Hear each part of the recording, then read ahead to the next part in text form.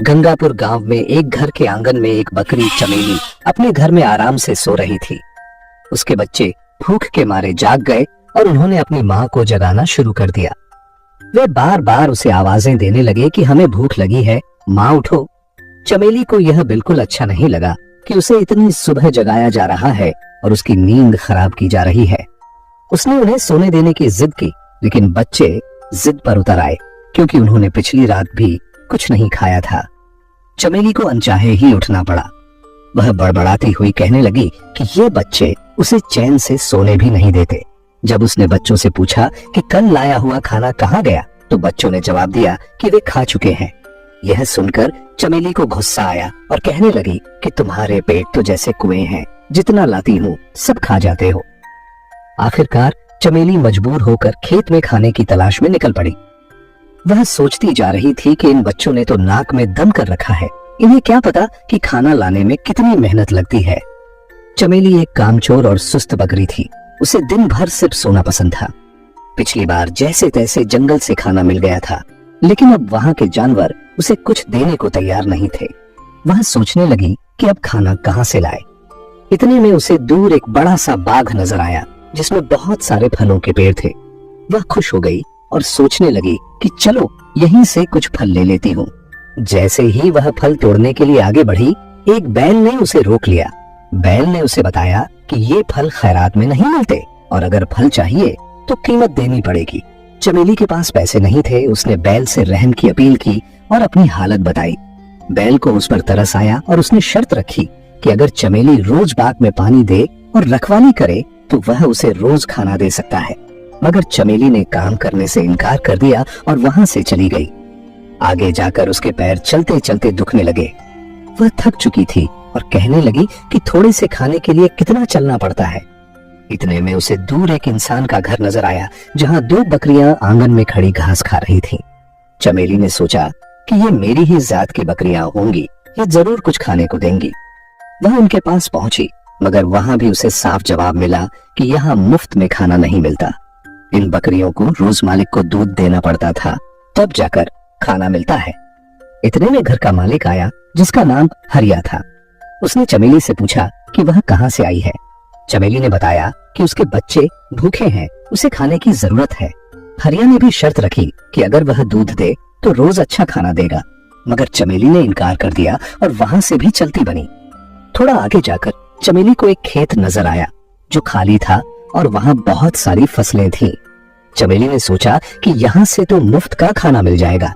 उसने मौके का फायदा उठाया और खूब पेट भर के खाया और अपने बच्चों के लिए भी बहुत सारी फसल तोड़ ली। खाने के बाद वह एक पेड़ के नीचे सो गई। कुछ देर बाद खेत का मालिक चमन आया। उसने देखा कि उसकी फसल किसी ने तोड़ी है। वह गुस्से से चमेली को पेड़ से बांध देता है और इल्जाम लगाता है कि उसने चोरी की है। चमेली रहम की अपील करती है, मगर चमन का दिल नहीं पसीजता।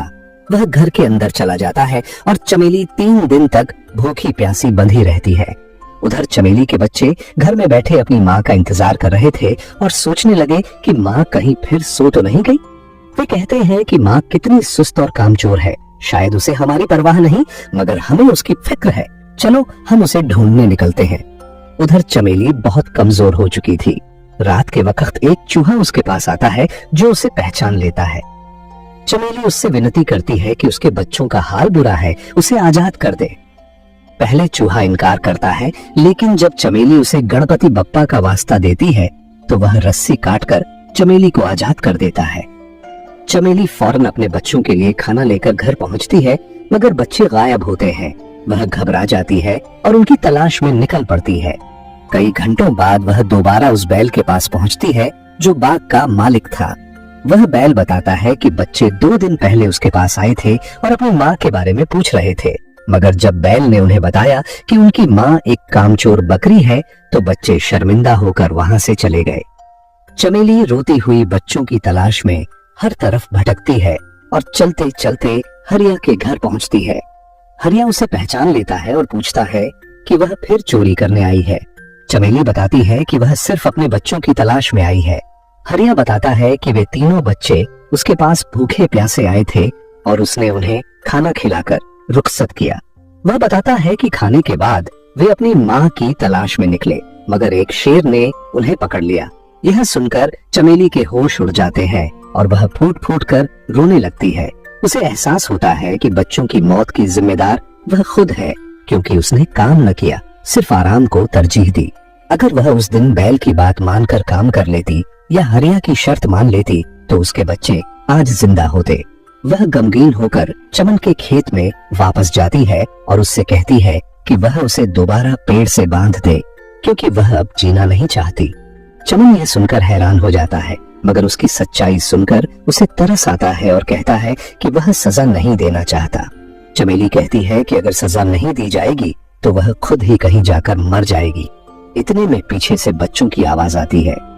चमेली पीछे मुड़कर देखती है तो उसके तीनों बच्चे जिंदा खड़े होते हैं। वह खुशी से बेहाल हो जाती है और उन्हें गले लगा लेती है। बच्चों को बचाने वाला चूहा बताता है कि जब उसे पता चला कि बच्चों को शेर ने घेर लिया है तो वह फौरन पहुंचा और शेर को डराकर बच्चों को बचा लाया। चमेली हरिया से कहती है कि वह अब हमेशा उसके खेत में मेहनत करके अपने बच्चों के साथ रहना चाहती है। हरिया कहता है कि अब उसे यकीन हो गया है कि मेहनत करने वाला कभी भूखा नहीं मरता। चमेली के बच्चे भी खुश होते हैं कि उनकी माँ को अब मेहनत की कीमत समझ आ गई है। उस दिन के बाद से चमेली और उसके बच्चे हरिया के खेत में मेहनत से काम करते हैं और खुशी खुशी अपनी जिंदगी गुजारने लगते हैं।